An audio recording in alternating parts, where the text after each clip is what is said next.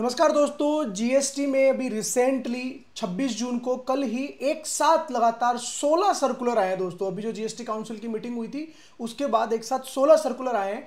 उस सर्कुलर में से हमने आपके लिए जो एकदम इंपॉर्टेंट है, अर्जेंट है, वो है सर्कुलर नंबर 211 जो बात करता है इनपुट टैक्स क्रेडिट के बारे में। और भी सर्कुलर अपने आप में इंपॉर्टेंट है, उनके बारे में भी हम धीरे धीरे बात करेंगे आपके साथ। लेकिन ये सर्कुलर क्या बोलता है, सेक्शन 16(4) के बारे में बात कर रहा है और एक क्लेरिफिकेशन दी है। अनरजिस्टर्ड पर्सन के केस में जो हम आरसीएम सप्लाईज लेते हैं उस पर जो इनपुट टैक्स क्रेडिट है उसके बारे में बात करता है दोस्तों। तो इस सर्कुलर में पहला थोड़ा सा ब्रीफ दिया गया है, तो वो मैं आपको एक बार बताना चाहूंगा कि कुछ एक ऐसी सप्लाईज होती है जो हम अनरजिस्टर्ड पर्सन से लेते हैं तो उस पर हमें आरसीएम में टैक्स देना पड़ता है, ये हमें पता है। अब सेक्शन 16 सबसेक्शन 4 बात करता है टाइम लिमिट की कि भैया इस समय तक आप इनपुट ले सकते हो। जैसे 17-18 या 18-19 इन अलग अलग फाइनेंशियल ईयर की बात करें तो हम सबको पता है अगले साल के सितंबर, नवंबर और एनुअल रिटर्न की date whichever is earlier, वो एक टाइम लिमिट गवर्नमेंट ने बता रखी है जो टाइम टू टाइम एक दो बार इन्होंने फाइनेंस एक्ट 2022 के बाद चेंज भी करी थी। तो अगर आपने, अब समस्या क्या रही थी कि उस टाइम लिमिट तक मान लो हमने नहीं लिया वो इनपुट। दूसरा एक और इन्होंने रेफरेंस दिया इसी सर्कुलर में, सेक्शन नंबर 31। अब क्या होता था जब अनरजिस्टर्ड पर्सन से आपने कोई सर्विस ली, कोई सप्लाई ली जिस पे आपको आरसीएम में टैक्स देना होता था, तो आपको एक सेल्फ का इनवॉइस जनरेट करना होता था जो आप जनरेट करते थे सेक्शन 31 में।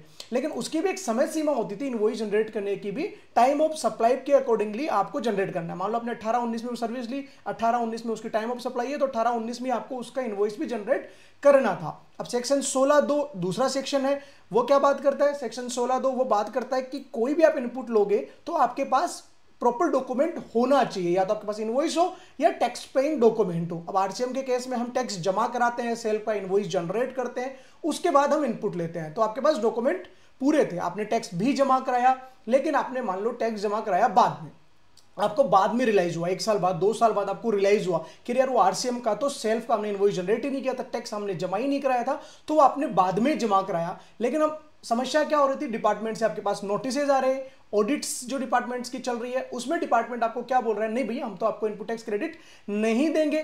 क्यों नहीं देंगे? क्योंकि आपने सेक्शन 16(4) की समय सीमा का पालन ही नहीं किया। आप तो 2-2, 3-3 साल बाद इनपुट ले रहे हो, 2-2, 3-3 साल बाद टैक्स का इनवॉइस जनरेट कर रहे हो दोस्तों। तो इसी में एक सर्कुलर दिया है डिपार्टमेंट ने, और डिपार्टमेंट ने इस सर्कुलर का जो फाइनल कंक्लूजन दिया है वो यही दिया है कि भैया ये जो लास्ट आप पॉइंट देखोगे 2.6, 2.7, इसमें उन्होंने यही कंक्लूजन दिया है कि अगर आप आरसीएम में एप्लीकेबल हो, आपने अनरजिस्टर्ड पर्सन से सप्लाई ली, आरसीएम ने आपने आरसीएम में टैक्स का पेमेंट किया, सेल्फ का इनवॉइस जनरेट किया, भले ही आपने सेल्फ का इनवॉइस टाइम ऑफ सप्लाई के बाद में जनरेट किया, लेट जनरेट किया, तो उस लेट जनरेट के केस में आपको डिलेड पेमेंट ऑफ टैक्स पे इंटरेस्ट देना पड़ेगा, और सेक्शन 122 का जो भी पिनल एक्शन होगा, वो जो भी पेनल्टी होगी वो देनी पड़ेगी।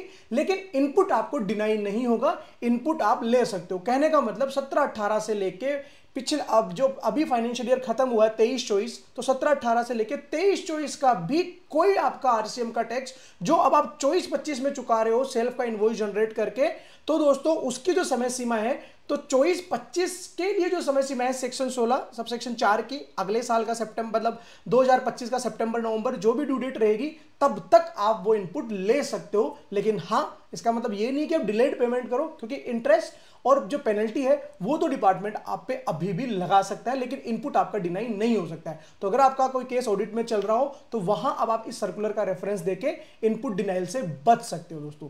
बाकी और भी सर्कुलर हम आपके साथ डिस्कस करेंगे, तब तक आप बने रहिएगा चैनल पे। Thank you so much. जय हिंद, जय भारत।